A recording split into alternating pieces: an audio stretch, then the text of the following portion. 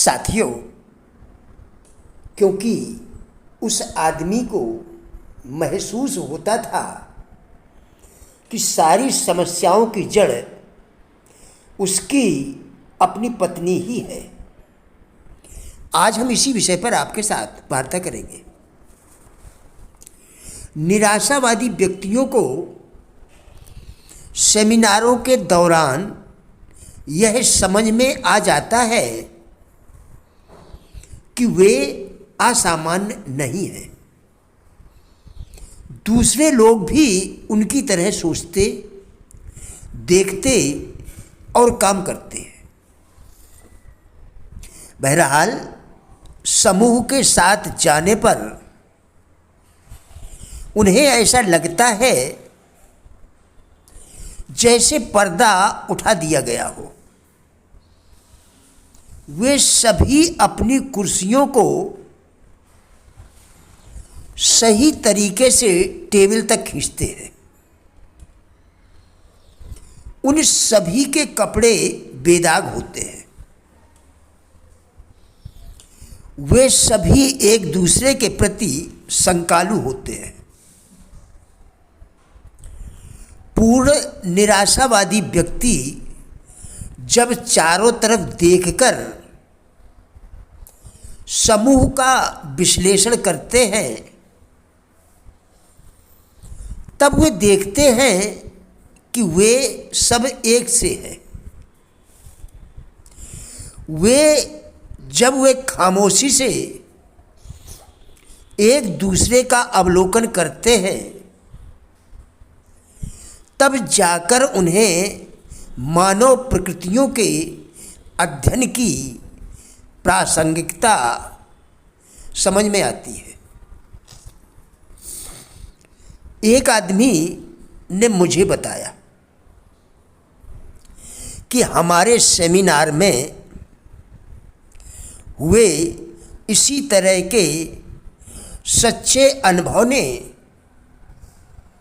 उनके वैवाहिक जीवन को बदलकर रख दिया। वह अपनी आशावादी पत्नी के जोर देने पर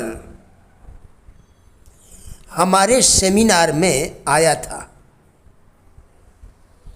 उसकी पत्नी उसे पहले भी 2 बार छोड़कर जा चुकी थी और तीसरी बार भी जाने वाली थी। उस आदमी की नज़रों में उसकी सारी समस्याओं की जड़ उसकी पत्नी ही थी। वह हर बात को बहुत ही सतही तौर पर लेती थी। उसने बच्चों को रिश्वत देकर अपनी तरफ कर लिया था। 28 साल के वैवाहिक जीवन के बाद भी घर का काम अच्छी तरह नहीं कर पाती थी। वह घर में अकेला रहता था। वह शारीरिक, मानसिक और भावनात्मक दृष्टियों से एक कोने में दुबक जाता था और 8 बच्चों को पालने का काम पत्नी पर छोड़ देता था। उसने कभी वास्तविकता जानने की कोशिश नहीं की। यदि हम अपने चेतन मन में क्या न पूछें, तो अंतर्मन उन्मुक्त सैर करता है और कैसे के विषय में कभी चिंता नहीं करता। उत्तम चिंतन उत्तम परिणामों को आकर्षित करता है। औसत चिंतन साधारण परिणामों को आकर्षित करता है। विद्यालयी शिक्षा प्रणाली हमें सिखाती है कि दिमाग का उपयोग कैसे करें, अर्थात वह हमें कार्यसूची बनाना, उसे क्रमानुसार पूरा करना सिखाती है। परंतु वह हमारे दिमाग को शायद ही कभी छूती हो। बुद्धि विचार कर सकती है और जहाँ जाना चाहे जा सकती है। बुद्धि सोच सकती है कि आप कहाँ हैं, और आप जहाँ जाना चाहें वहीं आपको ले जाती है। आप जो भी उम्मीद करते हैं पा लेते हैं।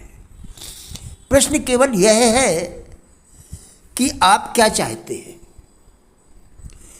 और आप अपने आप से क्या आशा करते हैं।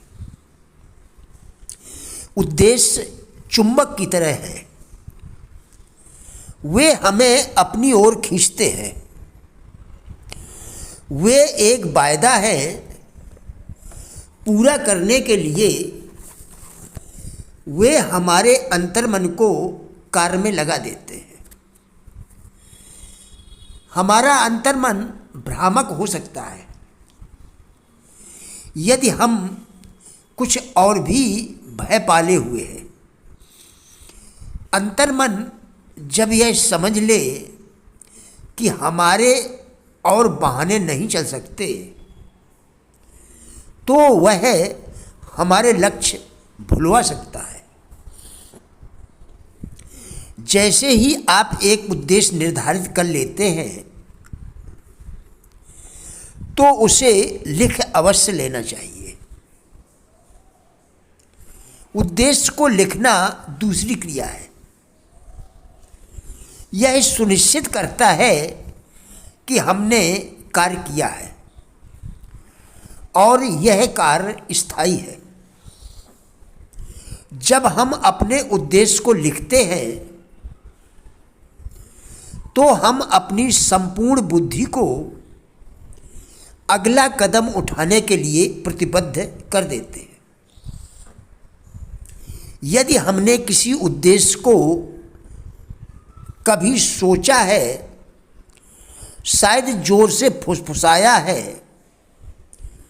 तो उसे भुला देना या उसकी अनदेखी कर देना बहुत आसान है। परंतु जिस उद्देश्य को आपने लिख लिया है उसके प्रति ऐसा करना बहुत ज़्यादा कठिन है। बहुत सारे उद्देश्यों को लिखने के 3 अच्छे कारण।